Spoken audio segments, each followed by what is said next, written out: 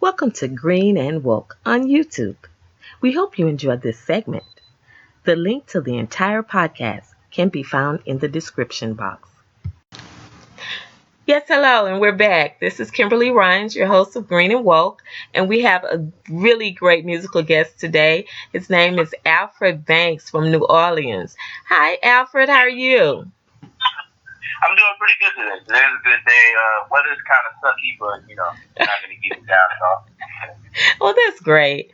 Well, we're so glad to have you on Green and Woke, and we'll just get right into this interview. Your music, we just played one of your songs. We're going to play a couple of songs on the show so everybody can really get into your music. That's great. So, well, this is Green and Woke, so let's talk a little bit about the environment. Now, and you're from New Orleans, which is amazing. So, but unfortunately, New Orleans is one of the cities that has been affected most by climate change, as we saw with Hurricane Katrina. So, New Orleans is vulnerable to sea level rise because half of the city lies below sea level, which is incredible to me. I don't even know how that's possible, but but they're just protected by those vulnerable levees, like the ones we saw that broke during Katrina. So, and to make matters worse, parts of the city is sinking. New Orleans and much of Louisiana, it's so much going on down there, and it's been victimized by pollution from the fossil fuel industries and like the BP oil spill and the like. So, what are your thoughts about how human and corporate activity is affecting New Orleans? Because our administration, they've repealed some of the very protections that were put in place to protect the Gulf Coast. So, what are your feelings about that? What are your green views on that? What I can see is most of the focus here in New Orleans is building more apartment complexes and more Starbuckses and things like that. So, Okay. some of the things that can actually help the city from an environmental standpoint isn't necessarily the focus. Okay. I think right now New Orleans is also going through a gentrification that is very, very a system of gentrification that's incredibly epic right now. Right. A lot of people being pushed out from lower income backgrounds, and a lot of different middle to higher class backgrounds being kind of ushered in. So that's the focus, and I don't really think the focus is to kind of help the environment, rebuild the levees and kind of think, because obviously with Mississippi runs right here and it ends right here in New Orleans. So Right. a lot of the most important resources that the world needs comes from our area. So people are digging and people are jumping into the earth and things like that, digging into the earth, trying to find whatever they need. That's it. Without regard for how that actually affects the city, especially that being the main focus and all. There's so many other things that we kind of need to focus on, but at the end of the day, I think it's more, about money than it is about the solving of certain problems. So that's kind of how I feel about it. I feel like the focus is more about, making sure that there's money being made, not necessarily focusing on there being a place for the money to actually be spent in. Yeah. That's kind of how I feel about that. Oh, wow. That's well, thank you for your views on that. I appreciate it. So, this is the May show, and May is Mental Health Awareness Month. So, you've been involved in a number of mental health related causes, which is so great. Can you tell us a little bit about some of the work that you've been involved with, or some of the work that you do? Well, my oldest brother has schizophrenia, so that's what initially got me into the entire idea of mental health in the first place. Before that, I was completely unaware. I won't say of his existence, but just unaware how much it actually affected people. So for me, it was jumping into a little bit more research and figuring out what was actually going on. Okay. So now I dropped the album called The Beautiful that kind of talked about my brother's struggle with mental health issues. Yes. And that kind of opened the world up to knowing that it was a focus of mine. It was also a place of genuine curiosity. And so now I've been speaking at different schools. I recently just performed and spoke at, ironically, my brother's school that he graduated high school from, Walter L. Cohen here in New Orleans. I spoke to them about, just figuring out the signs and understanding that if you are going through some issues, it's okay to go through it, but let's just figure out ways to kind of get through it, you know. That's great. Try to normalize the conversation of mental health and get rid of the stigma that obviously comes with that. So that's been my focus, and actually in a couple of weeks, in about 2 weeks actually, speaking at another school here in New Orleans about that same topic. So just kind of going through the different high schools and using my platform, which is hip hop, as a way to talk to people and go, hey man, let's talk about this, let's discuss it. It's okay. And my biggest thing is really just making it talk about no matter what no matter where we are, if we're at dinner, if we're at the movies, if we're wherever we're at, if something's going on, you should be comfortable enough to say something about it. So that's like my biggest thing. And even though all my music isn't necessarily focused on mental health, it does reflect it in some way. Some of the things that I talk about in my music, some of my personal issues, mental health issues, all these different things. So that's kind of what I've been doing in the world of mental health, trying to raise awareness. Okay, and I think that is fantastic. Thank you so much for doing that. That's really great because for some reason in our community that's always a stigma and a topic of conversation that makes it uncomfortable. So by you just being able to be out there and the kids especially can see you and relate to you, I think that is amazing. So thank you so much for giving back in that way. The biggest thing. That was the reason why when I first, got into mental health, I really didn't know a lot about it because, I'm African American, so I'm from a black family, and we prayed away. If we actually have issues, we just prayed away. You don't actually go to therapy. That's not even a I know.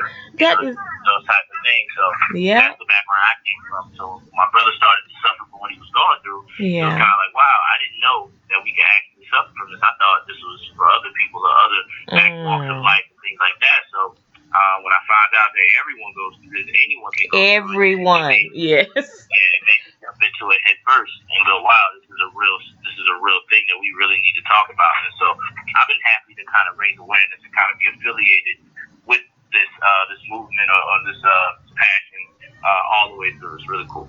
Okay. Well, thank you so much. Okay. So we know that you're really making moves on the music scene. So you want to tell us a little about some of your musical influences and what about your music and just share a little bit of that with us so we can talk about it. Well, I started doing music, I guess, on a professional sense in 2009. So this June coming up makes 10 years that I've been doing music. Wow. Which is really cool. So it is. My 10 years, I rhyme more about. I actually just answered the question earlier today about it. My music kind of encapsulates my day to day, whether it's from the music grind or from my relationship with my family to losing my brother to everything in between. It's kind of what I rhyme about. I'm very energetic. I've toured the world from Los Angeles, California, all the way to Hamburg, Germany. Wow. Done a couple things. I was in a Volkswagen commercial in 2016, which is really cool. I have a couple songs in some movies and different licensing situations like that. Wow. I've been touring with this band, Taking the Bangers. They're pretty big. And we're going to Canada together in June in a couple weeks, so that's really exciting. Oh my goodness! Canada, I've never been. I've toured the world, put out music. I've charted on Billboard a couple times. Just all those things kind of like incorporate, go into who I am as a person. With everything I've done, I had to work really hard for. So I kind of know the idea of hard work and dedication. 10 years doing anything is a long time. That's impressive. It really is. I just kind of live by the idea that if you're really good at what you do, if you do it for a really long time, and you do it at a high level, you're bound to be successful in some way, shape, or form. So that's kind of how I live my life. You do that with my music, with the creation of my music, with the touring, whatever the case may be. So. Oh, that's amazing. That's amazing. So are you working on anything new right now? New albums? I know you just mentioned the tour, which is fantastic, and going to Canada. Oh, wow. That's amazing. Yeah, I've never been to Canada. But we actually just put out a project called Road to a Rolex. Okay. And we put it out in about a month and a half ago. It's doing really well. Very excited. Shooting the first video for that tomorrow, actually. That's really cool. for the song I have called Shows and Tips. But either way, shooting the video for that. The project's doing really well right now. And me being an independent artist, I take my wins where I can, and putting out the way we did, and, we're almost close to 10,000 streams on the entire project on Spotify, which is pretty cool. Wow, that is good. That's dope, and people really like it. Like, people are actually purchasing the actual project instead of just streaming it, which is really cool. Mm-hmm. And the word's kind of spreading, and we're gonna be actually putting out more music towards the end of the year, closer, actually within a couple weeks from now, putting out the video. I have a song that I've been working on, my man PJ Morton, so we're going to be putting that out really soon. Can't wait for that. And a couple other songs, just kind of songs in the project and videos. We're going to kind of stay as active as possible this year when it comes to the music releases. Okay. So I know you mentioned Spotify and some other platforms. Where can people hear your music, buy your music? You want to give us your social media handles? I mean, you are such a great artist. I'm a huge fan, and I'm not just saying that. I've been following you a while now. So, yeah, I really love your music. Yeah. So, where can everybody else hear it and buy it and keep in touch with you? So people can go to underdogcentral.com, and that's all one word, the exact way you spell it, underdogcentral.com. That's my website. Pretty much everything is right there. Okay. From that point, you can go to social media, to the music, to the videos, to my tour schedule, to merchandise, whatever. But if you're specifically social media, Instagram.com/underdogcentral is a good place to get me. Twitter.com/underdogcentral. Facebook.com/underdogcentral. And my music is available on every single platform that music can be streamed, from SoundCloud all the way to Tidal, to Apple Music, to Spotify, whatever the case, Deezer, whatever you use, Bandcamp. So yeah, but you can just go to underdogcentral.com, and that's a good place to start. Okay. Oh, wow. That's great. So, like I said, we're going to play a couple of your songs on the show today. So that'll, give people some more awareness and let them know about you. And I really appreciate you stopping by Green and Woke today. I really do, enjoy your music, and we appreciate your views, and thank you for doing this. Of course. I appreciate you guys reaching out, showing love. I'm always down to do interviews on platforms that are not just music, but talking about something else too. So that's really dope. Okay. All right. Well, thank you, and you have a great day. I hope the weather gets better there. I hope it's getting better here in Houston. Okay. Thanks, I appreciate that. Okay. You have a great day. We'll talk to you soon. Bye-bye. Well, that's a wrap. Thank you for joining us. Tune in next month for an all-new episode of Green and Woke. And remember to keep it simple, keep it constant, keep it green, and together we can build a better planet.